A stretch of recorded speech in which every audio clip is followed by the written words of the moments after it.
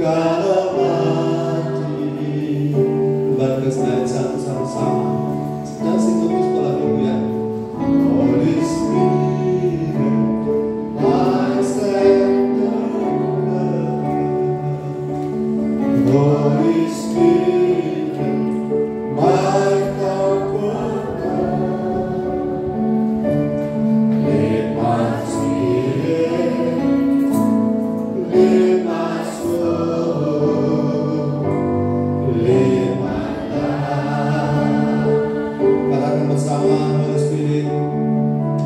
Haleluya.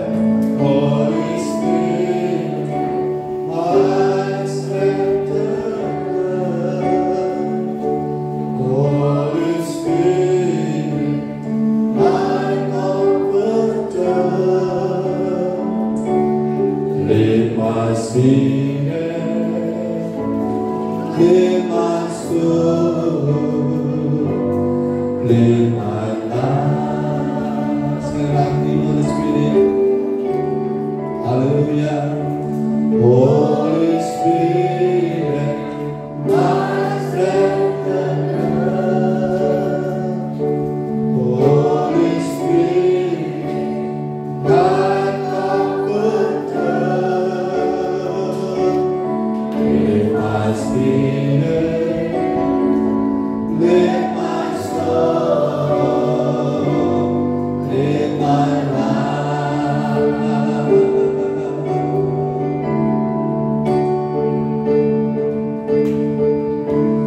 You open my eyes.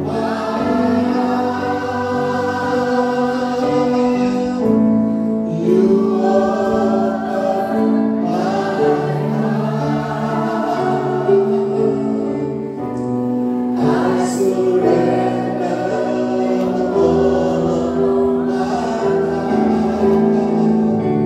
Holy Spirit, God Almighty.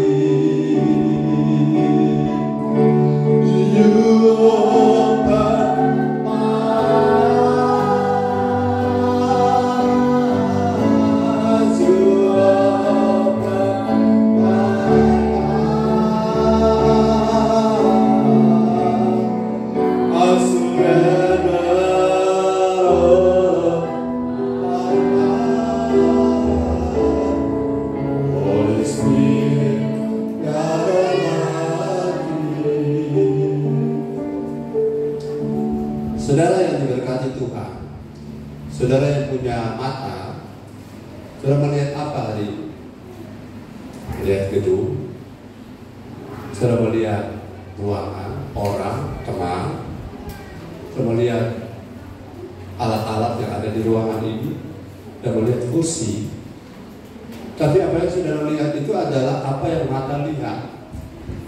Tahukah Bapak Ibu bahwa di sekitar kita, bahkan di dalam kita saat ini, saat yang sama, itu ada aktivitas spiritual, aktivitas ilahi atau divine activity yang sedang beroperasi, tetapi kita cuma bisa mendeteksinya, bisa merasanya dengan dimensi roh kita. Katakan dimensi roh. Jadi dimensi roh kita, apabila kita aktifkan, maka kita akan merasanya. Saudara rasa Tuhan hadir di sini? Ya. Sekali lagi, saudara rasa Tuhan hadir di sini?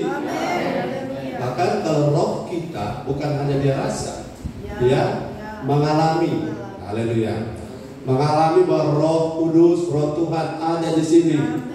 Nah, di mana ada Roh Kudus, di mana ada Roh Tuhan, di sana ada kemerdekaan, di sana ada sukacita, di sana ada damai sejahtera. Saudara, uang materi, tapi damai sejahtera itu spiritual. Haleluya. Jadi kalau saudara punya mata tertuju kepada hal materi, itu tanda bahwa indera kita sedang baik-baik saja. Tapi kalau kita tidak bisa menangkap hal Tuhan, contoh, kita ibadah, kita dapat apa hari ini? Kalau saudara tangkap, kita dapat makanan rohani dari Tuhan, kita dapat bertemu Tuhan, kita dapat menyenangkan hati Tuhan. Itu sisi spiritual. Dan mari saya ajak saudara, lebih banyak sadar, katakan lebih banyak sadar tentang hal-hal rohani. Haleluya. Mari kita lihat dalam 2 Korintus 4 ayat 16 sampai 18. 2 Korintus 4 ayat 16 sampai 18. Mari kita berdiri baca ayat-ayat ini.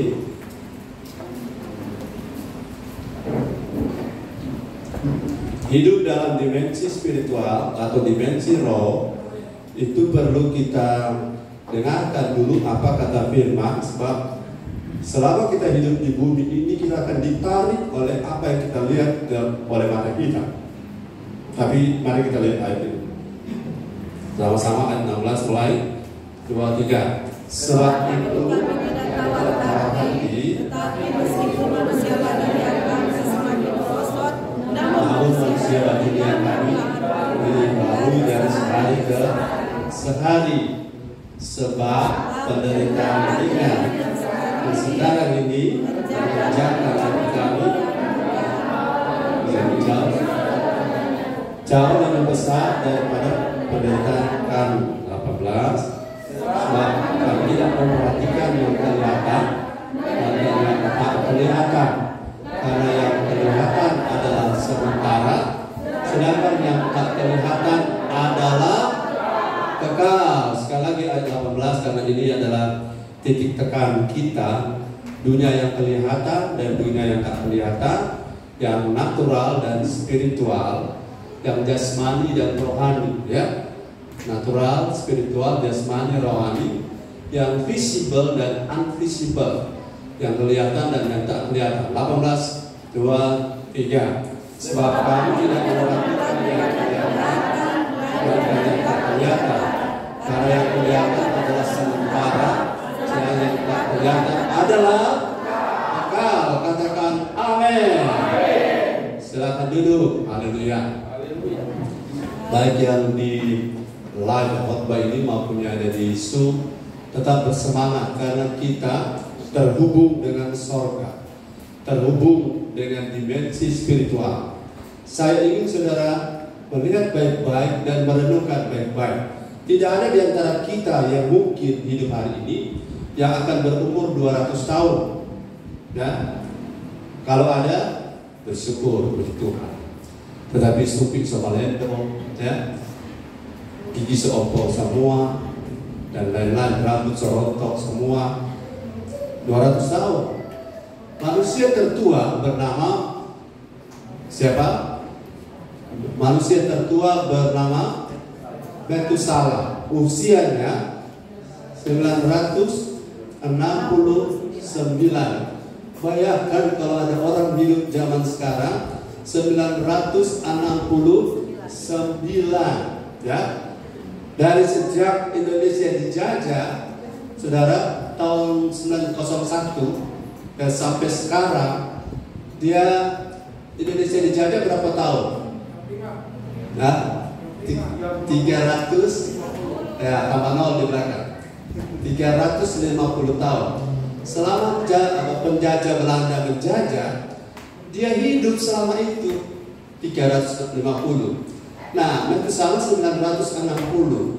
Bayangkan hidup, tapi itu tidak capai satu harinya Allah.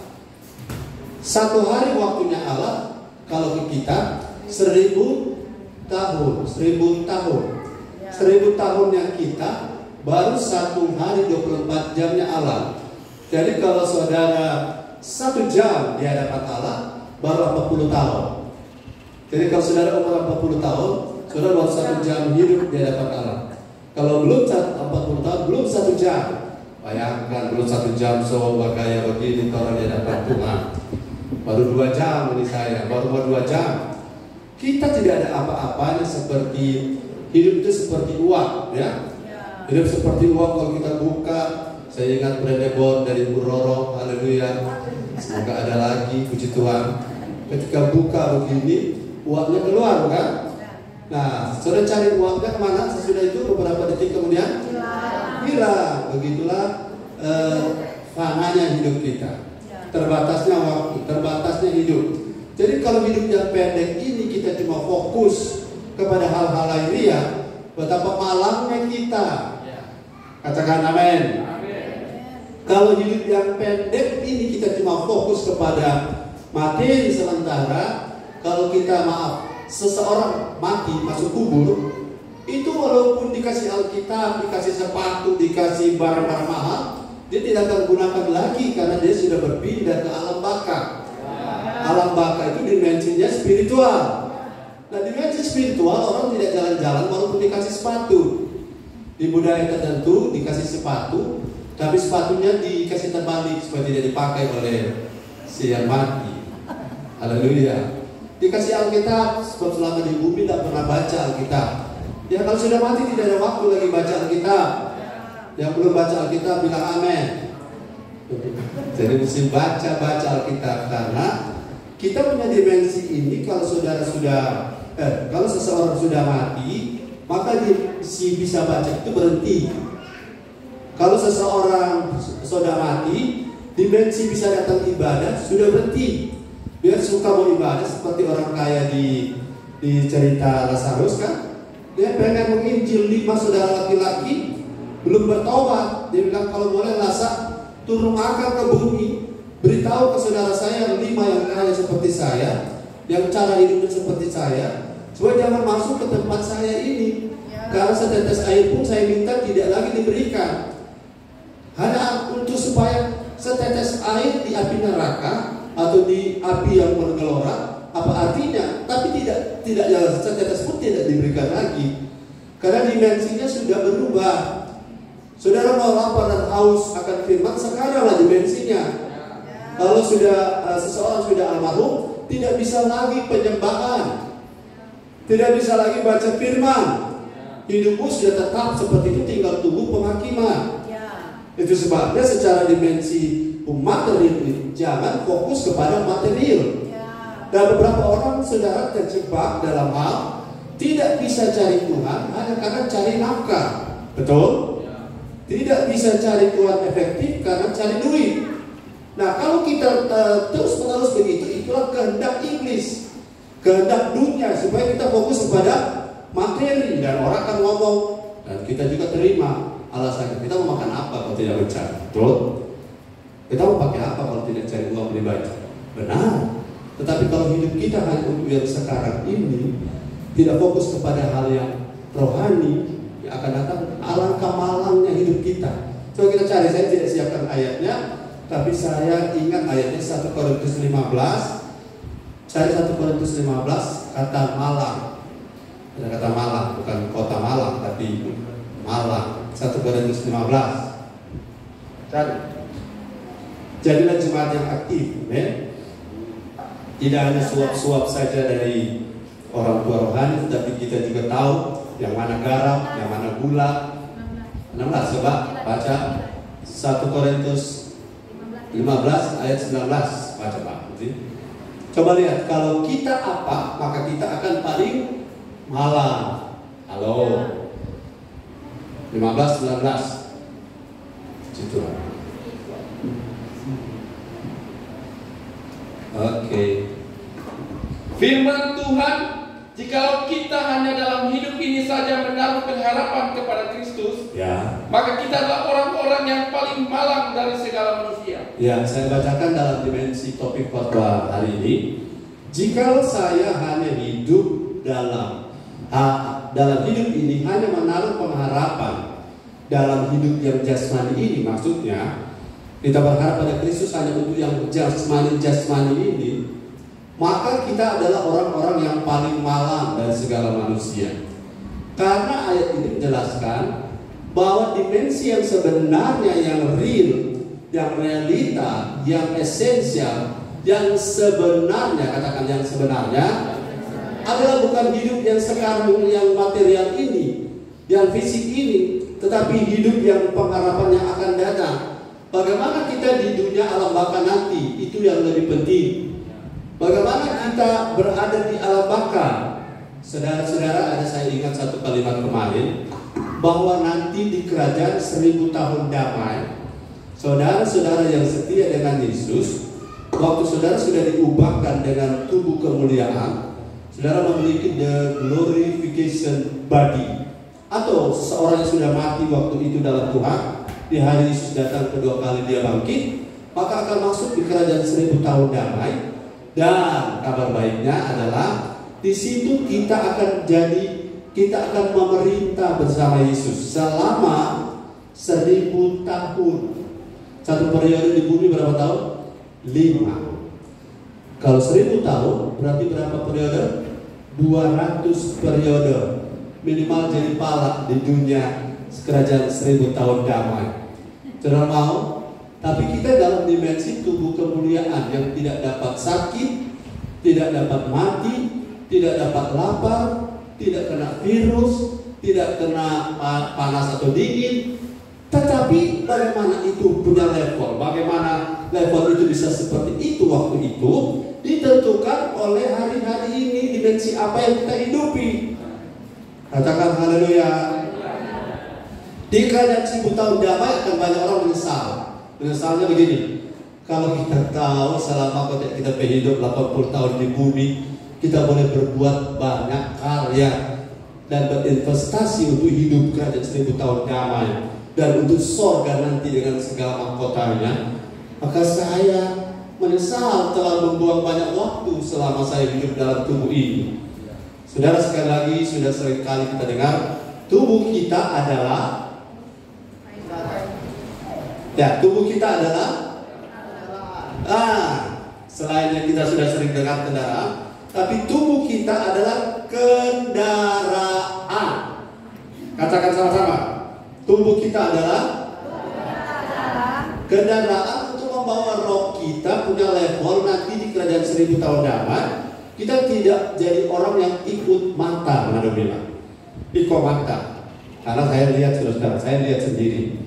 Orang kalau acara rame-rame mau semua, kalau cepat pesta-pesta mau semua, maka tidak diundang pun datang kalau pesta. Tapi kalau acara doa, acara puasa, penyembahan, acara Bible study, datang ke situ cuma 1-2 orang. Tapi kita kan sedang membangun hidup, katakan amin. Karena nanti kuliah jadi akhir finish, begitu maksud saya. Karena hidup yang sekarang menentukan hidup yang akan. Makanya ibadah mengandung baik untuk hidup yang sekarang maupun itu hidup yang akan di 1000 tahun, dan di surga nanti itu ibadah berdampak. Haleluya. Jadi kalau pada saat yang sama saudara boleh pilih ibadah, pilihlah ibadah, karena ibadah berguna untuk segala hal. Kalau bekerja berguna. Kalau kita mau makan apa kerja, tapi hanya untuk makan minum. Tetapi ibadah berguna untuk manusia roh kita terbangun. Yes, haleluya. Sepatu kaos kaki tikus sebawah sebelah tidak masalah, tetap cari Tuhan. Haleluya. Air keran di rumah mati, haleluya, tidak apa-apa, kita semprot dekolonya. Kalau memang masih babau, jauh-jauh duduk sendiri. Yang penting kita bisa ibadah, amin. Karena ibadah lebih penting daripada segala sesuatu. Karena itu berdampak bagi dimensi spiritual kita, berdampak bagi roh kita. Haleluya. Orang bisa buang uang banyak-banyak demi ke Malaysia, demi ke Singapura, demi ke Jepang. Satu saat kita ke Jepang, ya. Salam orang Jepang. Haleluya. Kita satu saat akan ke Jepang, terutama yang muka-muka Jepang dulu kita ajak supaya kita bisa ke sana.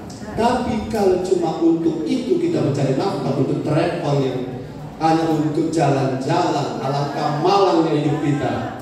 Amin. Kota Malang, alangkah malangnya di Jawa Timur kita. Karena apa? Kita hanya fokus pada yang lahiriah. Kita hanya fokus kepada yang jasmani. Sementara umur terpanjang dari yang pernah hidup terpanjang cuma 969. Sementara kekekalan itu, sudah tahu apa arti kekekalan? Dan sejak mula tidak ada titik awal, dan setelah akhir tidak ada titik akhir. Dan saudara bayangkan berapa lama itu kekekalan. Kemudian cuma umur 80 PPD ini dan 80 ini sebenarnya menentukan. Tolong tekan tombol biru atau tombol merah. selama umur 80 ini yang tekan lebih banyak tombol hijau atau merah maksud saya, itu akan menentukan di kekekalan status kita seperti apa. Halo, jangan melihat dengan mata, karena orang benar harus hidup oleh bukan karena. Nah, saya berfoto melenceng lagi 2 Korintus 5 ayat yang ke-7. Jangan fokus dengan apa yang dilihat oleh mata, karena dunia sedang binasa dengan apa? Keinginan daging, gangguan hidup, keinginan mata. Ada lihat sebab apa? Firman Tuhan, sebab hidup kami ini adalah hidup karena percaya, bukan karena melihat. Aku hidup bukannya aku lagi, tapi aku hidup bukan karena melihat, tetapi aku hidup karena aku percaya. Saya agak tegas dan agak keras untuk hal apa? Untuk hal memilih pekerjaan atau ibadah. Keras tegas bukan kasar, kok. Karena saya tahu ibadah mengandung apa artinya mengandung? Satu saat akan melahirkan. Betul? Saudara melahirkan tanpa mengandung? Tidak bisa. Jadi kalau kita mengandung atau di dalamnya berisi, maksudnya di dalam ibadah berisi pengharapan tentang masa depan. Jadi ibadah bagi orang lain tidak populer, tidak menarik, tidak bergairah, karena mereka lupa melihat. Cara melihatnya harus melihat dimensi roh. Katakan dimensi roh. Kita ibadah 2 orang kan, kalau kita pergi ke pesta banyak orang atau konser banyak orang, mana orang lebih suka? Mana tubuh dan jiwa lebih suka? Konser tentunya. Tapi di konser banyak orang sampai flau, pingsan. Karena apa? Kehabisan oksigen. Terlalu banyak orang. Di ibadah mungkin cuma 2-3 orang. Saya kasih kabar baik. 2-3 orang berkumpul karena nama Tuhan.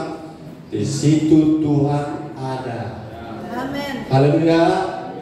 Sekali lagi, saudara tidak bergairah kalau dengan kalimat ini. 2-3 orang berkumpul karena nama Tuhan. Di situ Tuhan ada. Nah, orang yang berkumpul 200 dan 2000, di situ Tuhan ada kalau betul-betul hati dengan Tuhan. Amin. Tapi kalau datang dalam kelompok-kelompok seperti ini, saya yakin saudara punya mata akan dilatih. Jangan lihat jasmaninya saja. Amin. Jangan lihat lahiriahnya saja. Walaupun lahiriah itu penting. Sudah 2 bulan tidak mandi kalau datang sini, bikin pengaruh dampaknya di samping orang di sampingmu, maksud saya. Itu juga penting. Mandi itu penting. Amen. Makan itu penting. Tapi jangan karena mandi, saudara mandi 2 jam. Padahal satu rumah cuma 1 kamar mandi, sementara satu rumah ada 8 orang. Jadi kalau mau mandi, datang ke ibadah sudah mandi 2 jam, kok peserta mandi itu ada 16 jam butuh waktu untuk mandi, sehingga orang lain terhalang untuk ibadah. Jadi kalau mandi hari Minggu pagi jangan 2 jam, amin. Kalau kamar mandinya cuma 1, haleluya. Buatlah kamar mandi baru sendiri. Oke, Efesus 6 ayat 10 sampai 12. Hidup dalam dimensi spiritual supaya buka mata. Katakan buka mata. Mau mata yang mana? Mata hati ya, bukan mata jasmani. 10. Firman Tuhan, akhirnya hendaklah kamu kuat di dalam Tuhan. 11. Di dalam kekuatan kuasanya. Ya. Ayat 11. Kenakanlah seluruh perlengkapan senjata Allah supaya kamu dapat bertahan melawan tipu muslihat iblis. 12. Karena perjuangan kita bukanlah melawan darah dan daging, Ya. tetapi melawan pemerintah-pemerintah, melawan penguasa-penguasa, melawan penghulu-penghulu dunia yang gelap ini, Ya. melawan roh-roh jahat di udara. Ya, makasih. Ayat ini menunjukkan pada kita bahwa kalau ada sesuatu yang harus diperangi, itu bukan fisik, bukan manusia yang kelihatan. Kalau ada yang mau diperangi, itu ada di alam roh. Katakan amin. Jadi orang membenci kita, sebenarnya yang kita harus konfrontasi bukan orangnya, tapi roh yang memakai dia. Hari ini dimensi yang lebih tajam, ya, lebih real ya daripada kacamata lahiriah. Jadi, saudara-saudara, kita harus hidup dalam dimensi spiritual atau dimensi roh. Ada beberapa poin saya bagi. Yang pertama, kita harus menyadari bahwa ada aktivitas rohani yang beroperasi setiap hari di sekitar kita, dan kita harus lebih sadar akan Tuhan. Ada aktivitas rohani. Saudara tidak lihat ada malaikat di sini? Betul, saudara tidak lihat. Tapi malaikat Tuhan berkemah sekeliling orang yang takut akan Tuhan. Saudara tahu malaikat ada di sebelah mana? Saudara tidak lihat, tapi ada orang-orang itu bisa lihat malaikat. Saya sampai hari ini belum pernah lihat malaikat. Saya cuma lihat malaikat satu di rumah, istriku. Ada beda. Cuma satu itu malaikat. Saudara pernah lihat malaikat? Malaikat adalah makhluk spiritual beings, artinya makhluk roh yang ditugaskan melayani orang-orang yang takut akan Tuhan. Jadi jangan menyembah malaikat, karena mereka adalah petugas pelayan orang benar. Haleluya. Tapi saudara tidak lihat. Itu sebabnya saudara, walaupun mereka tidak terlihat, saya yakin bukan cuma malaikat ada di sini, roh Allah ada di sini. Lebih tinggi lagi, Yesus ada di sini. Dalam pengertian bukan mereka berbeda. Bapa ada di sini, melalui Roh Kudus ada di sini. Malaikat ada di sini. Tapi kita kan lebih sadar kalau ada security ada di sekitar kita. Kalau ada security kita rasa aman? Aman. Tapi kita lupa bahwa kita memiliki malaikat sekitar kita. Malaikat kalau kita diam di satu rumah, dia berkemah sekeliling. Nah, kalau kita mengadakan perjalanan, malaikat juga terbang sekeliling kita. Nah, kalau ada 2-3 orang perjalanan berlawanan arah, berarti malaikat bertabrakan. Haleluya. Karena orang benar yang dikawal. Nah, kemudian kalau ada motor yang anak Tuhan lari kencang, malaikat juga lari kencang. Tapi kenapa ada anak muda yang tabrak tiang listrik? Karena waktu Tuhan tanya malaikat, kamu udah kawal dia? Ada Tuhan. Tapi kenapa dia ketabrak? Ya salah-salah. Lebih kecepatan lebih tinggi atau lebih kecepatan? Kalau anda kawal dia di sota cabut sampai bulu-bulu, tidak dapat iki dia, sampai dia tabrak tiang listrik, tak pernah dari kita pegang. Malaikat ada di sini. Haleluya. Selama kan saudara tidak sadar ini dong, kesadaran tentang the activity of divine nature, sesuatu yang di alam roh sedang ada di sini. Dan saya saran pada saudara, jangan jadi orang yang lebih cepat sadar setan. Ih, ada roh apa? Kuntilanak. Anak Tuhan harusnya aksesnya, frekuensinya lebih sadar hadirat Tuhan. Haleluya. Masuk toilet, lupa ada genderuwo di sini. Kepekaan yang salah frekuensi. Jadi saya tidak tertarik dengan orang sedikit-sedikit. Ih, ada pok-pok di sini. Kepekaan kita, roh kita adalah lahir dari Allah. Amin. Jadi harus peka tentang Allah, bukan tentang mambau. Kalau saudara tengah malam gelap, turun di sebuah ruangan, latihlah malaikat, latih perasaan saudara. Ada malaikat di sekitar kita. Ada apa yang dibawa diri tapi belum mengungkap. Ya karena rohmu punya akses dimensinya spiritual iblis. Tapi kalau aksesmu spiritual malaikat, Roh Kudus, engkau penuh keberanian. Ada kekuatan, amin. Jangan sedikit-sedikit sadar iblis, sedikit-sedikit lihat kalajengking, sedikit-sedikit lihat ular patola. Sudah pikir ini pasar apa? Es krim pemohon. Harus lebih sadar Tuhan, bukan lebih sadar iblis. Kalau ada pendeta, jemaat, pelayan lebih sadar iblis, dia bukan orang kerajaan Allah. Karena kita harus lebih sadar Tuhan. Mari kita lihat ayatnya.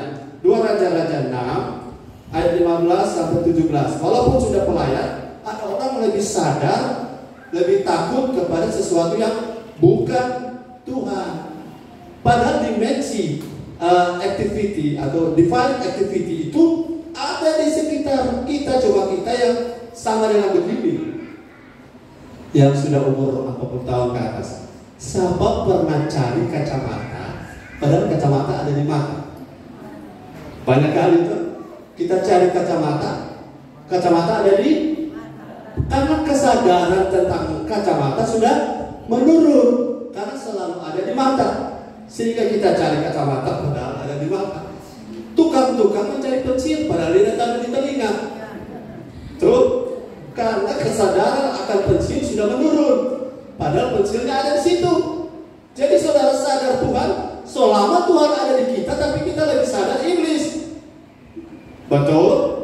Ayo, 2 Raja-Raja pasal 6 ayat 15 sampai ayat 17. Ada kita lihat Elisa dan hambanya.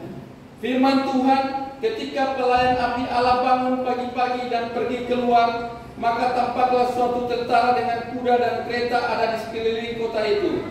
Lalu berkatalah bujangnya itu kepadanya, celaka tuanku, apakah yang akan kita perbuat?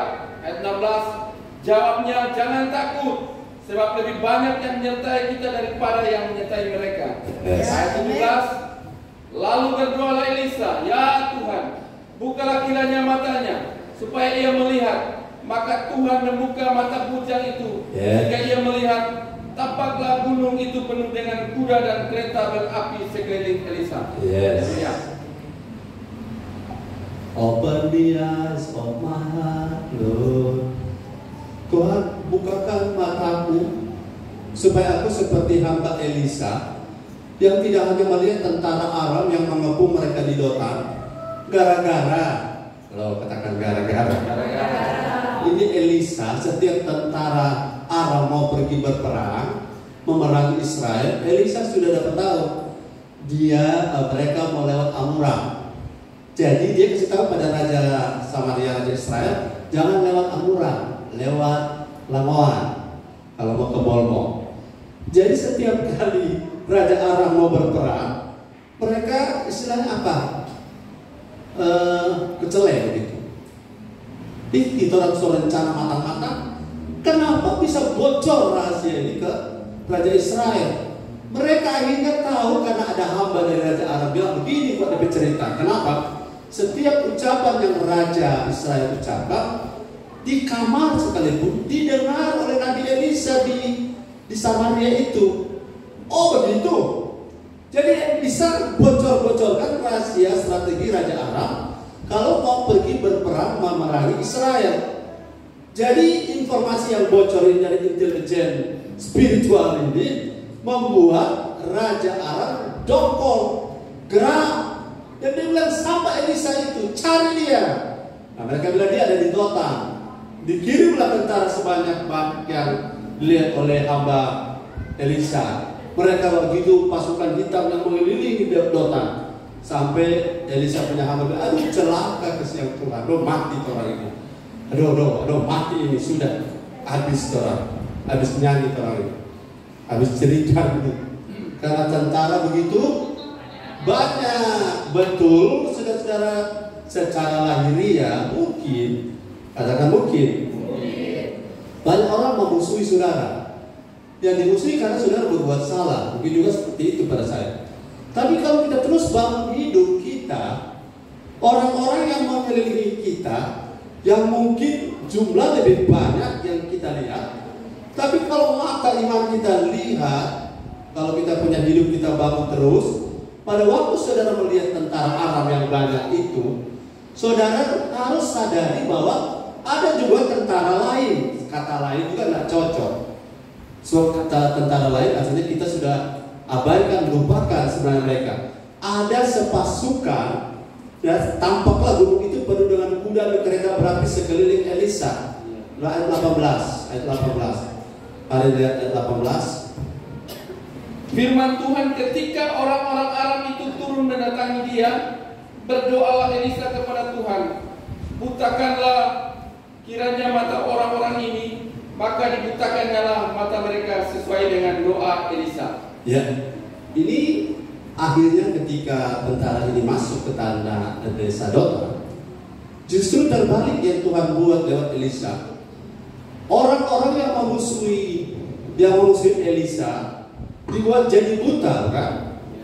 Dan ketika mereka jadi buta, Ini ceritanya panjang, tapi kita tidak ke sana. Yang saya mau tarik poinnya adalah pada saat saudara melihat begitu banyak musuh di sekitar kita secara dimensi fisikal, secara dimensi jasmani, asal saudara terus bangun hidup, asal terus saudara maju dalam Tuhan, asal saudara tidak pernah menyerah.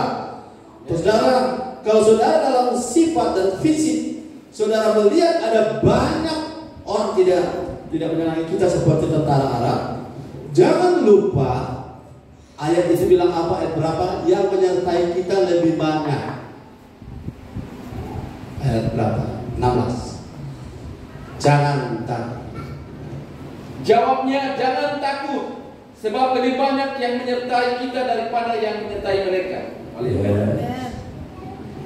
Kalau saudara bersalah tapi bersikap benar, tapi ada orang tidak bersalah tapi bersikap tidak benar, mana yang Tuhan sertai? Yang pertama atau yang kedua?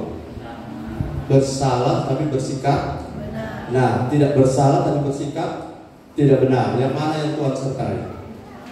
Yang pertama. Yang pertama ini, ayat ini kena. Lebih banyak yang menyertai kita daripada yang menyertai mereka. Mereka yang mana? Yang berpikir, yang berbuat benar tapi bersikap salah. Saudara punya perbuatan bisa masuk surga? Tidak. Tapi sikap yang benar bisa merubah, dan sikap yang salah bisa merubah destinasi kita. Kalau masih ada hidup ini, mari bersikap benar. Haleluya. So salah ini mengamuk, kalau so salah berdiam. Amin. Banyak orang so salah mengamuk. Kalau menurut saya so salah berdiam. Biar Tuhan yang beracara. Katakan amin. Dan kita pun benar tetap harus diam. Bukan cuma karena salah. Dalam keadaan benar pun harus diam. Supaya penyertaan Tuhan dari dimensi spiritual itu terjadi bagi kita. Bagaimana Tuhan turun tangan kalau kita sudah turun tangan lebih dulu? Katakan amin. Bagaimana kita membuat Tuhan turun tangan? Kita yang harus angkat tangan. Amin. Bagaimana cara kita angkat tangan? Aplikasi dalam hati saya, bukan mata hatimu. Musuh kita bukan manusia. Buka mata hati saudara, musuh kita bukan kelompok tertentu. Musuh kita bukan oknum tertentu. Musuh kita, kalau ada musuh, itu adalah roh-roh jahat. Dan roh-roh jahat memang tidak bisa apa-apa. Sudah tahu punya kelemahan roh jahat apa? Tidak bisa beroperasi tanpa pakai orang. Kelemahannya roh jahat tidak bisa beroperasi tanpa pakai orang. Apakah saudara mau dipakai oleh roh jahat? Yang mau dipakai oleh roh jahat bilang tidak. Tidak. Kita tidak mau di tubuh kita jangan jadi senjata kelaliman. Tubuh kita jangan jadi senjata bagi roh-roh jahat. Kalau ada orang membenci, jangan kita yang dipakai oleh roh membenci itu. Haleluya. Supaya apa? Jangan kita jadi sama dengan orang yang kita benci. Benci lawan benci, hasilnya benci pangkat 7. Jangan membenci saudara. Kalau memang kita salah, berserah pada kehendak Tuhan, biar Tuhan yang bentuk kita. Dan orang lain jangan saudara yang bentuk orang. Karena yang membentuk orang bukan kita. Yang membentuk kita adalah Tuhan. Dan sikap kita harus benar.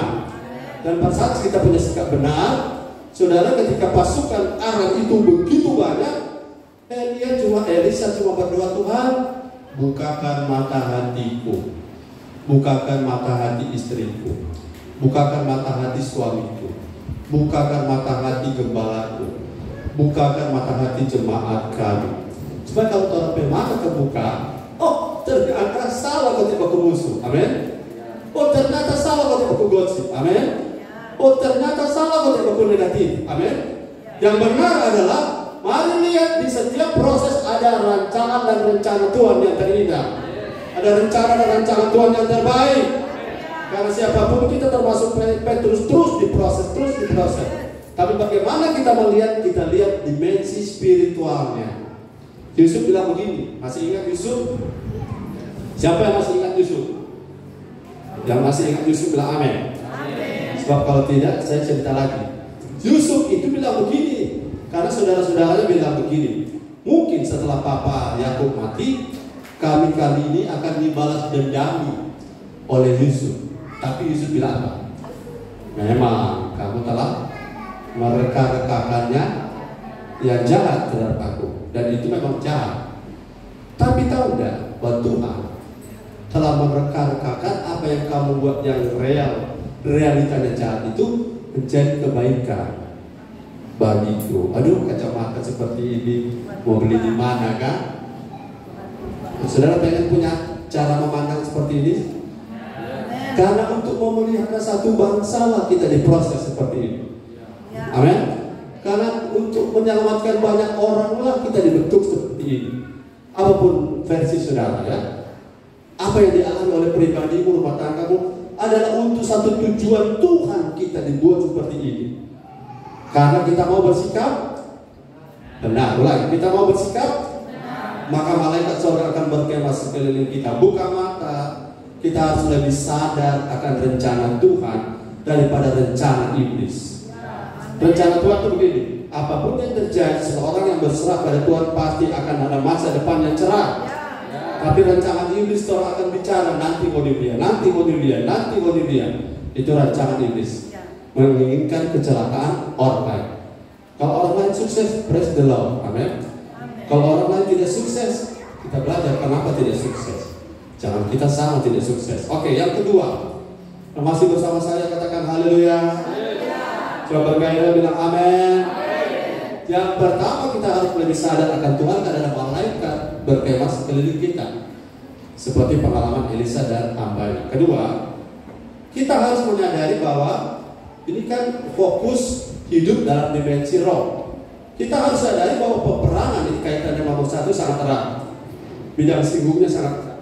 Kita harus menyadari, katakan menyadari, bahwa peperangan rohani terjadi di alam roh, atau peperangan yang sebenarnya terjadi di alam roh. Peperangan yang sebenarnya terjadi di alam roh.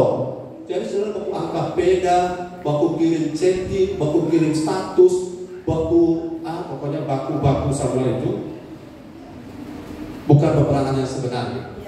Peperangan yang sebenarnya adalah kita melawan roh jahat.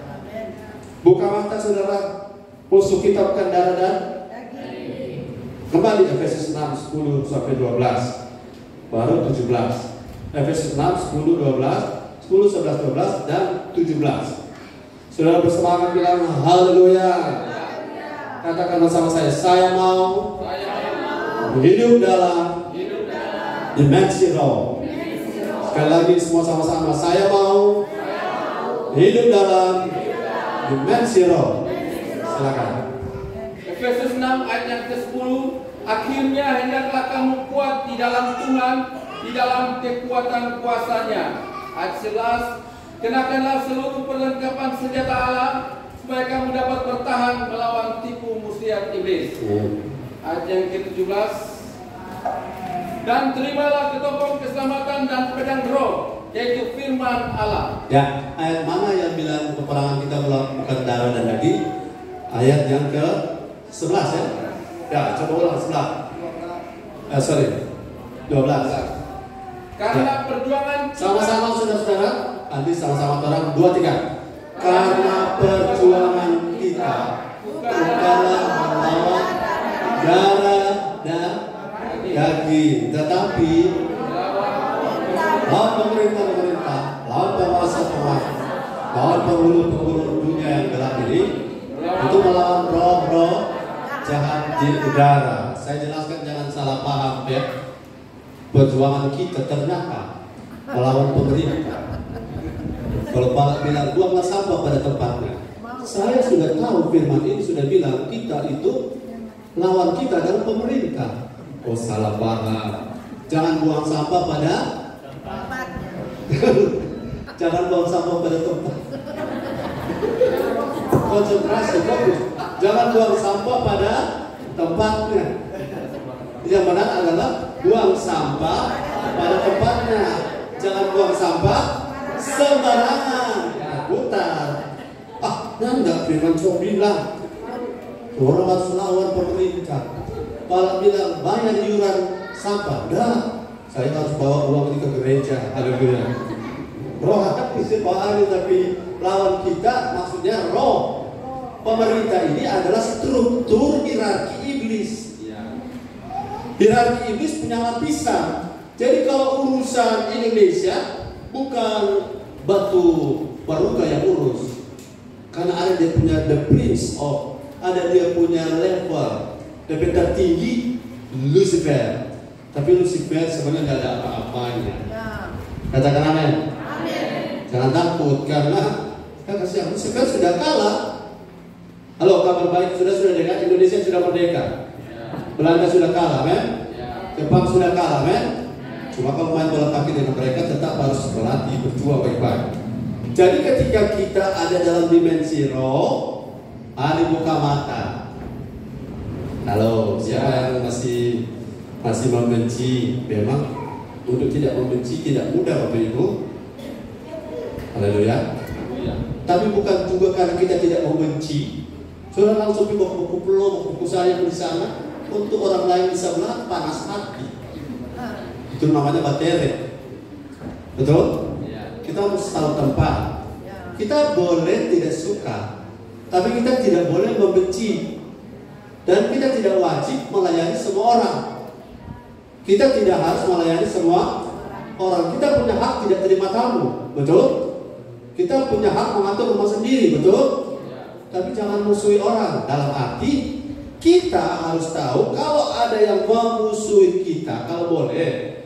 Katakan kalau boleh. Tapi ini pun masih tawar-menawar. Kalau boleh kita tidak ada musuh. Kecuali orang memusuhi kita, itu di luar kendali kita. Halo, kita memusuhi orang di kendali kita, bukan? Kalau kita dimusuhi orang, ada di kendali siapa? Dora. Kalau saya memusuhi orang, kita memusuhi orang, di kendali siapa? Tora. Kalau mereka memusuhi kita, itu dikendali Dora. Kita cuma bisa kendalikan apa yang kita bisa kendalikan. Jadi kendalikan, berusaha jangan benci orang. Amen. Tapi saudara tidak bisa membuat orang tidak benci saudara.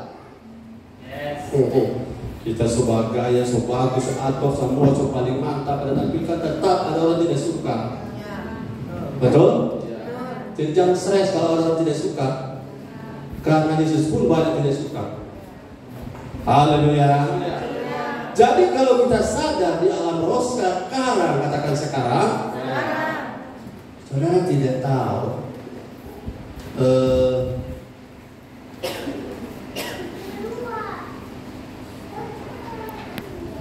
maksudnya begini, Bapak Ibu.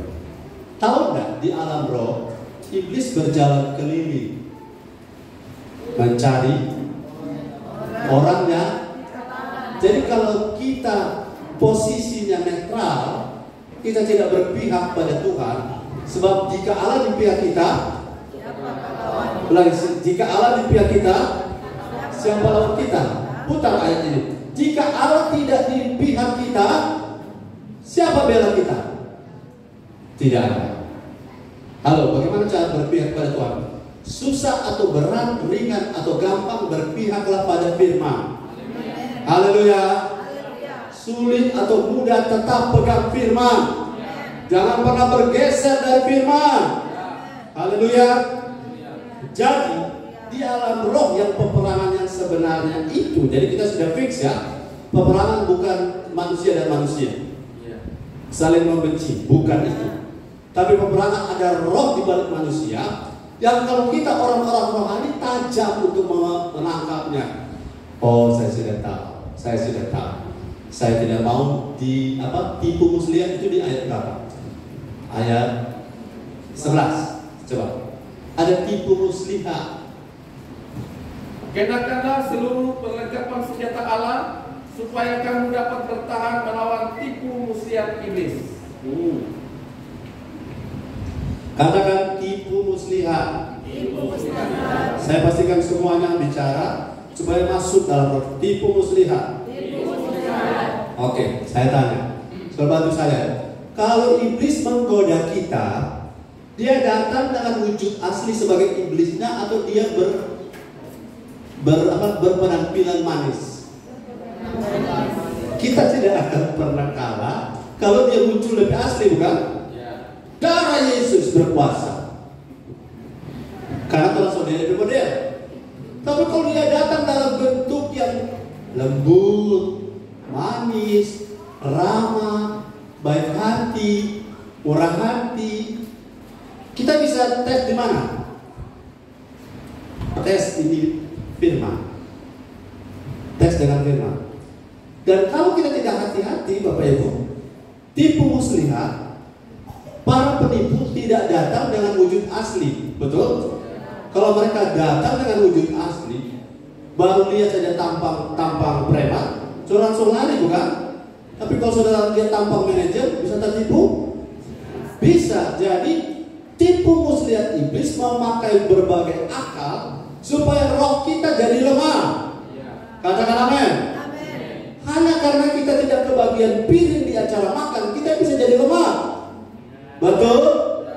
Hanya karena tidak dapat salaman dari pemimpin rohani, kita bisa jadi lemah. Itu tipu muslihat iblis. Hanya karena lupa kirim salam, kita bisa jadi lemah. Lupa kasih ucapan selamat ulang tahun. Baru kali ini tapi ulang tahun dengan orang kasih ucapan, jadi lemah. Hal-hal yang sepele yang dipakai oleh iblis sebagai tipu muslihat. Sudah tipu muslihat, kalau sudah pasang jeratnya sudah kasih kentara atau kasih samar? Itu trik dari Jezebel. Jeratnya dia samarkan.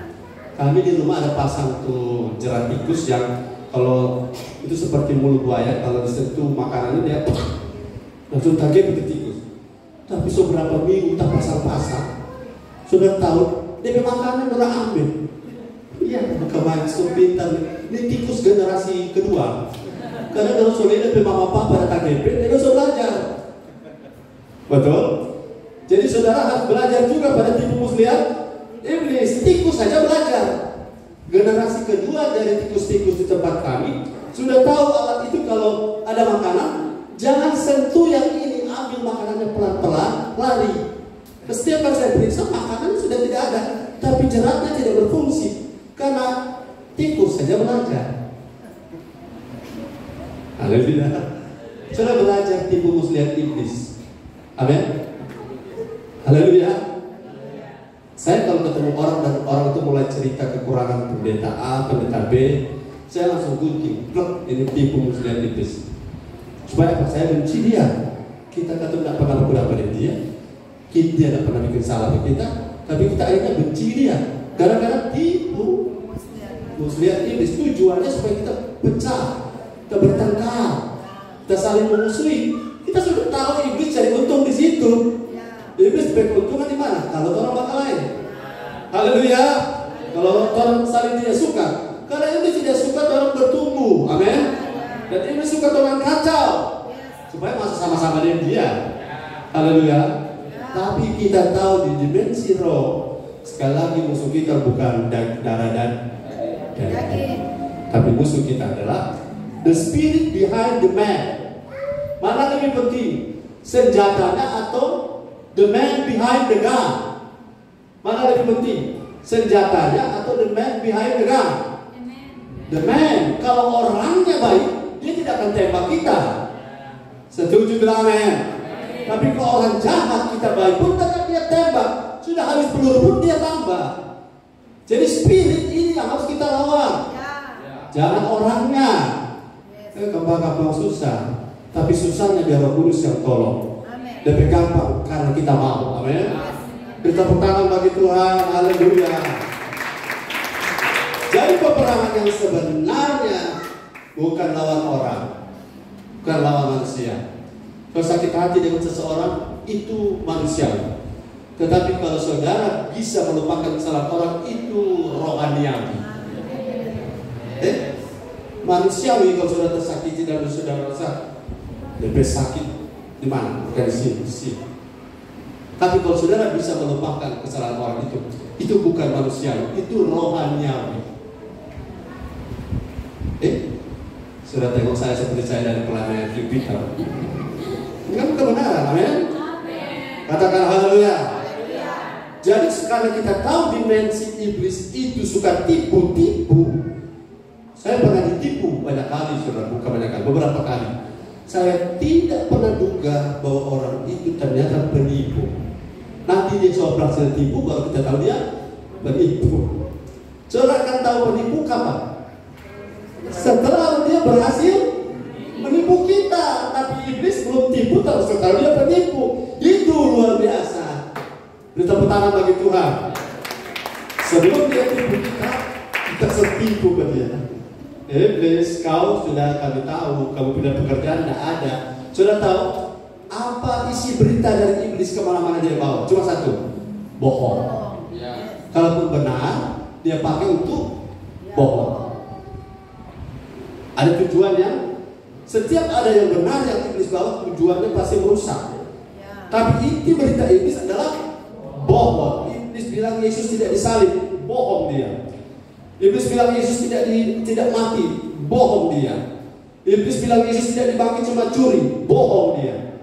Karena dia suka tipu. Makanya Yakobus 4 ayat Yakobus 4 ayat berapa? 1 Petrus 5 ayat 17. Coba lihat. Yang dia jalan keliling-keliling, keliling-keliling menawarkan mobil. 1 Petrus 5 ayat yang ke-8, sadarlah dan berjaga-jagalah lawan musuh iblis, berjalan keliling sama seperti singa yang mengaum-ngaum dan mencari orang yang dapat ditelan. Ya, siapa yang dapat ditelan oleh iblis adalah orang yang jadi lemah. Orang tua bisa? Tidak. Orang mana yang bisa ditelan oleh iblis? Orang mama. Kalau saudara baru bertemu seseorang, dia rohani ke duniawi, kalau sudah punya roh jadi lemah, itu saudara baru saja ketemu dengan orang yang salah. Langit. Kalau saudara ketemu seseorang dan saudara punya roh jadi lemah, saudara baru saja ketemu dengan orang yang salah. Setuju dengan saya, katakan amin. Amin. Mau orang itu duniawi, mau orang itu rohani, mau orang itu dipakai Tuhan. Kalau saudara sesudah bertemu dengan orang itu, saudara jadi lemah, saudara baru saja bertemu dengan orang yang salah. Tapi kalau saudara walaupun dapat berita yang salah, melemahkan, tapi saudara tetap kuat, saudara adalah orang yang telah bersikap benar. Katakan haleluya. Beri tepuk tangan bagi Tuhan. Yang ketiga, ya kita mungkin cuma sampai ketiga ya. Haleluya. Tidak sampai 7. Saya siapkan ini untuk disambung lagi pada kesempatan berikut. Datanglah pada hari Sabtu atau pada hari Rabu gabungan misalnya umum, atau hari Minggu atau sebentar di Tondano ya. Yang ketiga, Yohanes 4:23 sampai 24. Mengapa kita harus lebih sadar kepada dunia roh, dimensi spiritual? Karena yang pertama, ada aktivitas rohani yang di sekitar kita yang kadang kita lupa. Ada malaikat sekitar kita. Yang kedua, peperangan yang sebenarnya itu terjadi di alam roh, bukan di alam fisik. Dan yang ketiga, Yohanes 4:23-24. Firman Tuhan Yohanes 4 ayat 23 dan 24, tetapi saatnya akan datang dan sudah tiba sekarang, bahwa penyembah-penyembah benar akan menyembah Bapa dalam roh dan kebenaran. Ya. Sebab Bapa menghendaki penyembah-penyembah demikian. Ya. 24, Allah itu roh. Allah itu roh. Dan barang siapa menyembah Dia, harus menyembahnya dalam roh dan kebenaran. Haleluya. Dimensi roh ini, saudara, selain harus disadari karena ada aktivitas roh, ada malaikat, ada Roh Kudus dalam kita, ada firman, itu spiritual semuanya. Kemudian yang kedua, karena kita sedang ada dalam satu peperangan yang banyak orang salah bersikap. Peperangan ini bukan fisik. Haleluya. Haleluya. Tetangga lempar sampah ke halaman saudara, saudara balas, dia melempar satu kantong, kita lempar 2 kantong. Haleluya. Kalau tetangga tutup saluran kita condong ke saluran. Itu cuma begitu. Haleluya. Orang petirisan kenapa orang pe alamat, orang pe comberan, orang salurkan ke sebelah. Karena fisik yang jadi orientasi. Peperangan kita bukan area itu. Jadi sadari bahwa setiap kali sesuatu terjadi di alam roh, kita harus bersikap benar. Karena kalau kita bersikap salah, kita jadi lemah dan iblis dapat menelan kita. Karena tujuannya adalah selalu pakai tipu muslihat untuk menelan kita. Haleluya. Yang ketiga, mengapa kita harus sadar tentang dimensi spiritual dari realita hidup yang sekarang ini? Karena Tuhan tidak lagi tertarik pada pujian yang di mulut tapi hati tidak. Setuju?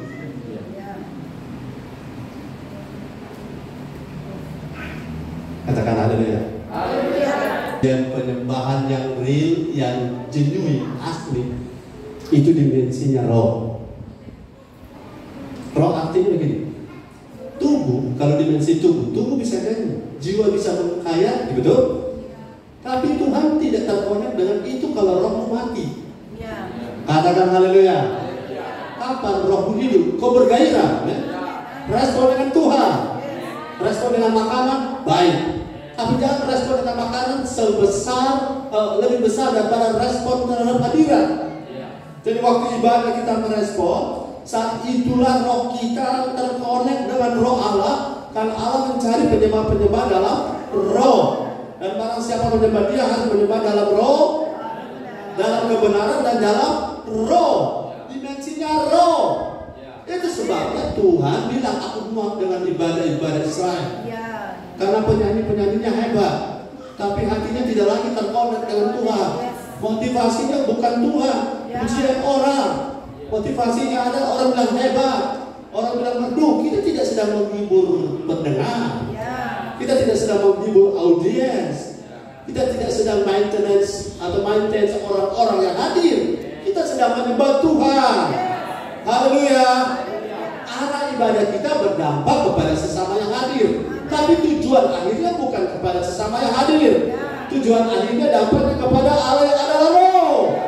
Dan kalau Allah yang adalah roh, itu dia butuh roh kita. Dan waktu roh kita menyembah, pasti jiwa kita ikut. Kalau roh kita menyembah, jiwa kita ikut, tubuh kita juga ikut. Tapi tubuh menyanyi, jiwa menghayati, belum tentu roh ikut. Itu sebabnya kita menghargai skill, tapi kita lebih menghargai hati hamba. Haleluya. Kita menghormati orang punya bakat, talenta, cakap, tapi kita lebih menghormati orang yang mau selalu bawa yang terbaik dari rohnya yang terdalam. Dalam nama Yesus terjadi di gereja kita. Dalam nama Yesus terjadi di gereja lokal ini. Bahwa kriteria yang pertama yang kita angkat bukan fisiknya, bukan skillnya, tapi kriteria yang utama kita lihat rohnya seperti apa. Dia connect dengan Tuhan, mudah dibentuk, haleluya, mudah respon firman, haleluya, bergairah dengan firman. Nah, orang kalau bergairah dengan puji-pujian, kemudian waktu firman dia mengantuk tertidur, itu dimensi apa? Ulangi. Orang bergairah praise and worship sampai tersuar-suar, 1-2 jam lompat-lompat, tapi waktu dengar firman mengalami ketersentuhan. Dimensi apa itu? Tubuh dan jiwa. Sementara dimensi kita, saudara kalau menyembah dalam dimensi roh, AC mati pun tetap connect. Dimensi roh mati lampu tetap jalan. Tapi kalau dimensi jiwa dan tubuh, coba konser mati lampu. Botol-botol aqua tuh lempar ke depan. Karena yang sedang dipuaskan orang di bawah, orang nonton. Tapi kalau di ibadah yang sedang dipuaskan siapa? Tuhan. Haleluya. Saudara, skill hebat boleh dalam 1 detik Tuhan ambil. Bagaimana kalau saudara minta seseorang pemain keyboard kemudian dia stroke? Begini ya bicara. Bagaimana main keyboard? Tak bisa. Bagaimana kalau kakinya Tuhan ambil salah satu saraf di lututnya yang tidak bisa lagi begini-begini, cuma bisa begini. Semua karena Tuhan. Fisik karena Tuhan. Saudara punya jiwa, bagaimana kalau tersentuh sampai orang bilang, so bawa jalan dia kasih mal DP jiwa saudara ibadah. Bagaimana kalau saudara Tuhan ambil kesadaran. Haleluya. Tapi kalau rohmu baik-baik saja, jiwamu pasti menyembah Tuhan. Tubuhmu pasti berakselerasi mendukungnya. Haleluya. Saya tanya, apakah rasa mengantuk bisa dilawan? Bisa. Coba kasih uang 1 miliar. Abang dia. Betul? Atau jangan kasih uang 1 miliar, kasih anjing gila dusun. Lari dia? Lari, karena spirit itu bisa muncul tiba-tiba, fisik bisa kuat tiba-tiba. Haleluya. Coba saudara nanti rohmu yang konek dengan firman, rohmu yang konek dengan Roh Kudus, rohmu yang konek dengan Bapa di surga, menyembah dalam roh dan kebenaran. Maka ibadah kita tidak diminta tetap bergairah, kita tidak dorong-dorong orang bersemangat, kita tidak perlu stimulan. Orang makan tidak makan tetap setia. Karena apa yang tarik kita dengan roh. Kalau roh yang bekerja, saudara, semua yang fisik yang sakit jadi sembuh. Kalau roh yang bekerja, semua yang gundah gulana dan kecewa dihibur karena Roh Kudus is our comforter. Dia penghibur, dia memberi ketenangan. Dimensi roh itu yang perlu kita cari setiap ibadah. Makanya ada orang bagaimana tutup mata, dia meminimalisir kontak fisik, tapi dia meningkatkan kontak jiwa dan terutama rohnya, agar kalau Roh Kudus turun menguasai ruangan ini. Amin. Saudara yang pulang datang tadi dengan gelisah, pulang dengan damai sejahtera. Saudara yang popojin yang kempes, pulang masih kempes juga, tapi tetap Tuhan buka jalan. Amin. Tuhan buka pintu berkah. Haleluya. Saudara datang tadi bingung, saya mau bagaimana ke depan. Sesudah pulang dari sini terarah, ternyata hidup saya harus bangun manusia roh, menjadi serupa Kristus. Tuhan memberkati. Haleluya. Kita bertangan.